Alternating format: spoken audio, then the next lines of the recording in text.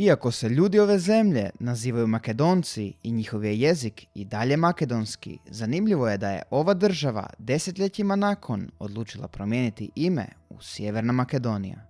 Primarni razlog je kako bi postala članica Europske unije za koju je podnijela zahtjev još 2004. godine te kako bi bila priznata od strane UN-a. Također, time je ostvarila pravo pridruženja NATO savezu koji je potpisan godinu dana nakon promjene imena. Makedonija je svoje ime čuvala još od 1991. godine nakon raspada Jugoslavije, ali se zbog sporova s Grčkom morala preimenovati. Ako se pitate što jedna Grčka ima veze s Makedonijom, odgovor je taj da Grčka također ima regiju koja se naziva Makedonija.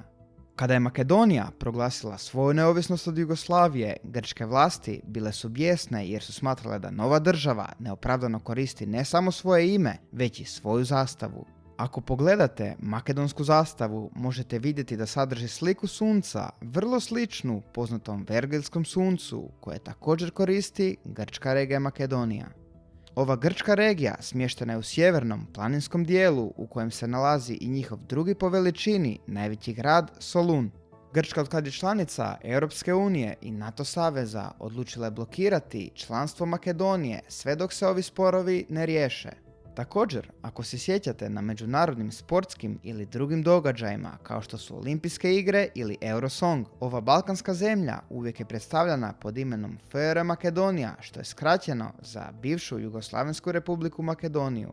Ovo se smatralo samo privremenim rješenjem sve do 2018. godine kada je napokon dogovoren sporazum. Sporazum se suočio sa širokim kritikama u obje zemlje nakon mjeseci uličnih prosvjeda u Ateni koji su u nekim slučajevima bili pokriveni nasiljem. Sporazum je konačno riješen takozvanim Prespanskim ugovorom. Ime je promijenjeno u 2. mjesecu 2019. godine, dajući Sjevernoj Makedoniji sadašnje ime i dopuštajući da nastavi svoj put prema međunarodnim institucijama i savezima kao što su NATO i Europska unija.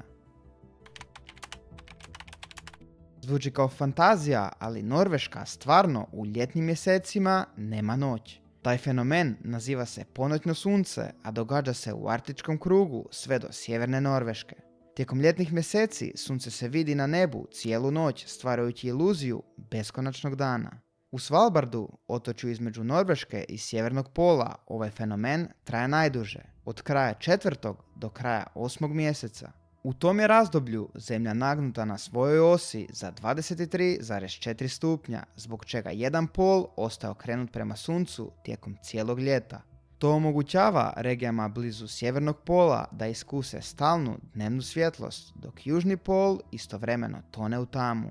Dakle, što ste bliži sjevernom polu, to je svjetlost veća. Ovaj događaj omogućava stanovnicima i posjetiteljima nevjerojatno iskustvo jer se gotovo sve aktivnosti mogu obavljati tijekom noći. Ljudi tada igraju golf, plivaju, šeću i rade ostale aktivnosti jer ima dovoljno svjetlosti. Naravno, toliko svjetlosti nekome može poremetiti ritam spavanja i stvoriti umor jer se ne mogu priviknuti na ovakve uvjete.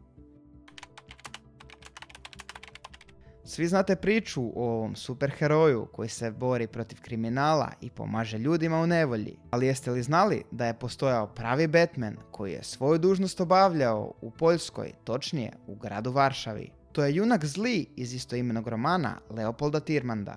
Ovaj poljski junak, poznat kao čovjek s bijelim očima, posao radi u ruševinama poslijeratne Varšave i bori se protiv organiziranog kriminala, ali s mnogo realističnim pristupom nego njegov američki kolega. Zli nije bogataš s modernim tehnologijama kao Bruce Wayne, on je običan čovjek, nekada član bande vođen željom za osvetom. Njegova vještina je majstorstvo u uličnoj borbi, a osim što nema supermoći, nema ni maskotu osim bijelih očiju koje stvaraju strah onima koji mu se suprotstave. Tu je i glavni protivnik, umjesto Jokera, ovom protivniku je cilj stvoriti prvu organiziranu varšavsku mafiju. Njihova borba, vođena zakonima ulice, završava sukobom koji vam neću otkriti jer će neki od vas možda htjeti pročitati ovu knjigu. Možete zaključiti da Poljaci ne vole Batmana jer oni imaju puno zanimljivijeg i realnijeg lika. Zli nije superheroj, te baš zato većina Poljaka misli da bi taj lik trebao primiti veću slavu zbog svoje istinite priče koja bi mogla inspirirati mnoge. Možda ste mislili da je ova država bogata zbog snažne prošlosti i nogometnih zvijezdi, ali realnost je potpuno drukčija. Minimalna plaća iznosi oko 750 eura, a osim toga cijene u većim gradovima izrazito su visoke, što pogoršava životni standard. Portugal je ekonomski ispod prosjeka, a osim ekonomskog stanja, razvijenost zemlje je na minimumu. Država ima zaposleno oko 50% nekvalificiranih radnika, dok je europski prosjek oko 15%. Od prošlog desetljeća počeli su ulagati u obnovljive izvore energije, te se smatra kako bi mogli doživjeti revoluciju u narednim godinama. Ove dvije države imaju istu zastavu i ne misle ih mijenjati. Obje imaju 3 vertikalne pruge s istim redoslijedom boja, plava, žuta i crvena. Rumunjska je prije imala komunistički simbol na zastavi koji je makla 1989. te tako stvorila veliku pomutnju u raspoznavanju ove dvije države. Iako zastave izgledaju isto, ima razlike u nijansama boja. Razlike su minimalne, ali obje države drže stav da su to njihove nacionalne boje i ne misle ih mijenjati. Zapravo, što se mene tiče, ni ne moraju. Iako su to mogle riješiti kao Moldavija i Andora, koje su također iste, ali imaju svoje simbole radi lakšeg raspoznavanja. O ovome slušate sada već godinama, zato ću biti kratak i odgovoriti samo na ovo specifično pitanje. Smatra se da su izjave da je NATO prijetnja Rusiji zapravo lažna. Pravi razlog mogao bi na kraju biti da se Rusija zapravo boji demokracije, a to dokazuju prosvjedi od 2011. godine. Osim toga, Putin je očito želio proširiti svoju državu i vratiti sovjetski utjecaj.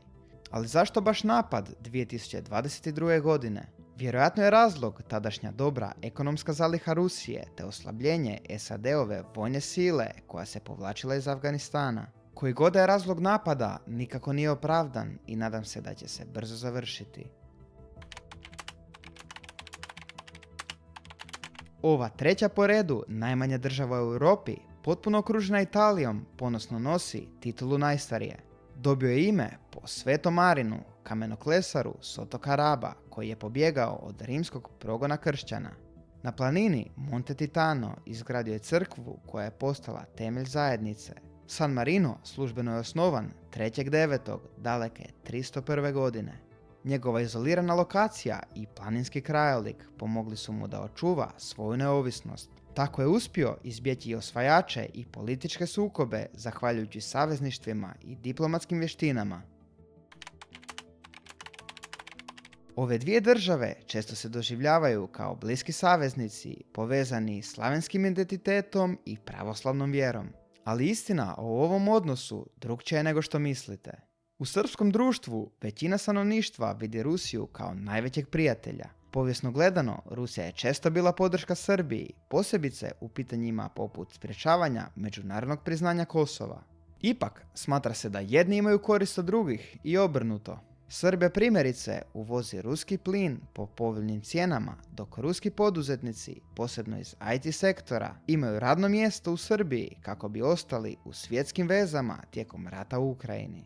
Srbija ne pruža bezuvjetnu podršku Rusiji. Na primjer, podržala je UN kod osuđivanja ruske agresije na Ukrajinu i odbila priznati rusko prisvojenje ukrajinskih teritorija. S jedne strane održava bliske odnose s Rusijom kako bi zadržala povoljne energetske uvjete i političku podršku, dok s druge strane želi ojačati odnose s Europskom unijom. Rusija vidi Srbiju kao ključnog saveznika na Balkanu, regiji gdje nastoji spriječiti NATO i EU integraciju. No unatoč želji da to tako ostane, mnogi smatraju da ne ulaže dovoljno resursa u jačanje odnosa. Njezina ekonomska prisutnost ograničena je gotovo isključivo na energetski sektor, dok EU ostaje glavni gospodarski partner Srbije.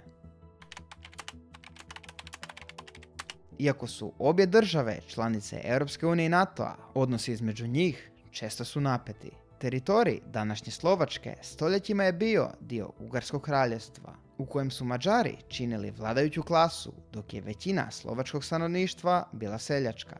Ova hijerarhija ostavila je duboke ožiljke među Slovacima, koji su tijekom povijesti Mađare smatrali simbolom tlačenja. Mađari još uvijek imaju zamjerke prema ugovorima nakon Prvog svjetskog rata, osobito Trijanskom sporazumu iz 1920. godine koji je oduzeo Mađarskoj velike dijelove teritorija, uključujući današnju Slovačku.